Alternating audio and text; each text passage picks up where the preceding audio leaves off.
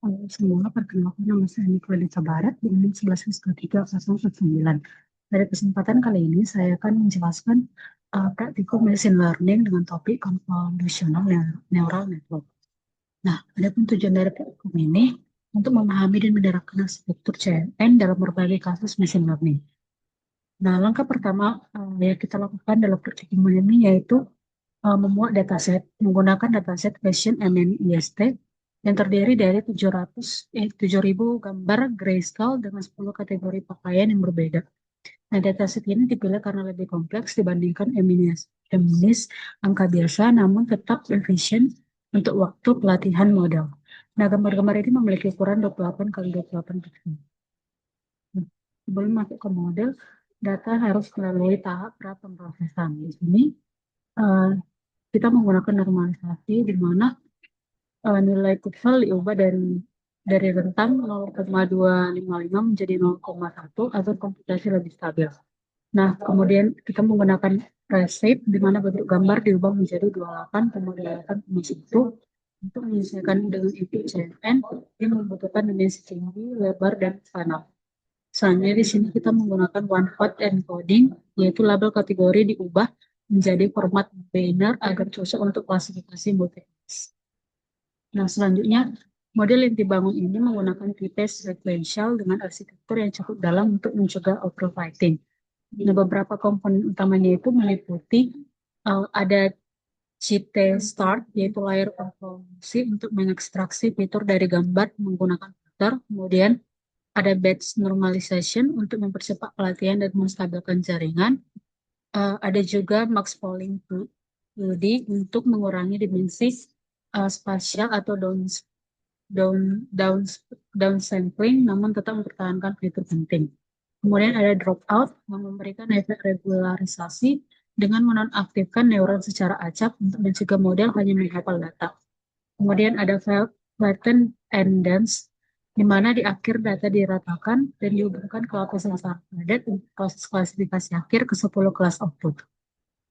Nah, selanjutnya model tersebut dikompilasi menggunakan optimizer Adam dan fungsi loss categorical cross entropy. Nah, dalam 10 efforts pelatihan yang dilakukan, kita bisa melihat peningkatan akurasi dari sekitar 86% di awal menjadi 93,88% di akhir pelatihan. Selanjutnya, setelah pelatihan selesai, model diuji menggunakan data pengujian yang di mana hasil akhirnya menunjukkan akurasi sebesar 93,17% dengan nilai loss 0,1934. Nah, di sini kita juga menggunakan confusion matrix untuk melihat di kategori mana saja model sering membuat kesalahan prediksi, serta classification report untuk melihat metrik presisi dan recall setiap kelas pakaian. Nah, kita langsung saja masuk ke bagian tugas. Nah, di sini saya sudah melakukan 24 eksperimen, di mana bisa kita lihat di sini sudah saya lakukan beberapa eksperimen. Nah, untuk tugas itu ada 4 soal. Nah, untuk yang pertama itu adapun dinamika akurasi training dan validasi. Nah, berdasarkan pengujian pada 24 kombinasi hyperparameter, ditemukan pola krusial mengenai interaksi antara performa model pada data latih dan data uji. Dan antaranya yang pertama, yaitu korelasi antar epoch dan stabilitas model. Nah, di sini kasus LR tingginya itu menambah epoch justru merusak performa. Nah, di sini pada percobaan nomor 1, akurasi mencapai 0,93, namun nomor 2, dengan sebanyak 50 epoch, akurasi merosot ke 0,88 sampai 0,9. Ini menandakan model gagal konvergen secara stabil. Nah, untuk kasus LR rendahnya, penambahan epoch memberikan dampak positif yang konsisten. Selanjutnya, uh, di sini juga terdapat generalisasi dan learning rate, di mana LR memegang peranan vital dan dalam meminimalkan generalization gap atau selisih antara akurasi training dan validasi. Untuk LR besarnya itu membuat model sulit mencapai titik minimum, sedangkan LR kecilnya menghasilkan model yang lebih sehat dengan gap yang sempit. Nah, selanjutnya yang kedua itu analisis parameter struktur CLP-nya. Nah, di sini pertama untuk learning rate-nya atau R-nya peran dan pengaruhnya itu mengatur ukuran langkah pembaruan bobot, di mana LR kecil lebih unggul karena stabilitasnya, sementara LR tinggi cenderung membuat model melompati solusi optimal. Yang kedua, untuk epoch-nya, peran dan pengaruhnya itu durasi pembelajaran. Nah, terlalu sedikit menyebabkan underfighting, namun terlalu banyak dengan LR yang salah akan memicu overfighting. Sinergi terbaik ditemukan pada epoch tinggi dengan LR rendah. Selanjutnya, untuk batch size-nya, peran dan pengaruhnya itu batch kecil memberikan pembaruan bobot yang lebih sering dan efek regularisasi alami, sehingga generalisasi seringkali lebih baik dibandingkan batch besar. Kemudian untuk layer konvolusinya itu menentukan kedalaman ekstraksi itu. Nah, di sini menggunakan 3 layer lebih efektif daripada 2 layer karena mampu menangkap hierarki visual yang lebih kompleks atau dari tepi hingga pola objek itu.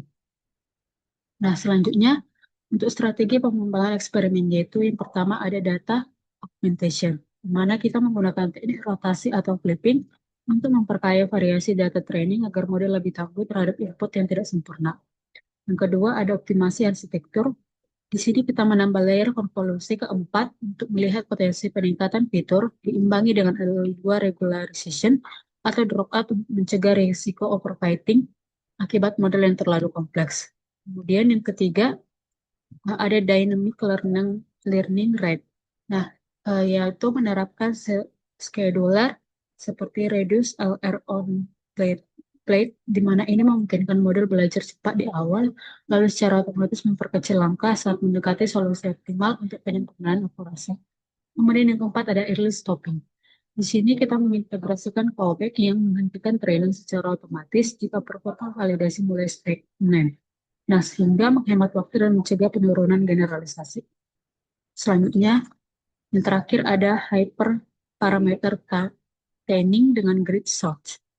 Nah, di sini bisa kita lihat yang sudah dijalankan untuk metodologi grid search pada CNN. Nah, grid search itu merupakan metode pencarian eh, itu merupakan metode pencarian parameter secara komprehensif yang menguji setiap kemungkinan kombinasi dari daftar hyperparameter yang telah ditentukan. Nah, eksperimen ini menggunakan pendekatan manual grade search dengan rincian yang pertama ada learning rate, kedua ada epoch, yang ketiga ada batch size, dan yang keempat ada layer konvolusi. Nah, totalnya itu ada 24 kombinasi yang diuji untuk menemukan titik optimal antara performa dan stabilitas model. Nah, untuk analisis hasil kombinasi terbaiknya itu, yang pertama untuk learning rate-nya itu memberikan proses konvergensi yang lebih stabil. Yang kedua untuk epoch-nya memberikan waktu belajar yang cukup bagi model untuk mencapai titik optimal. Dan yang ketiga untuk batch-nya, batch size-nya itu meningkatkan kemampuan generalisasi model pada data baru. Dan yang keempat adalah layer konvolusi, memungkinkan ekstraksi fitur yang lebih mendalam dan hierarkis.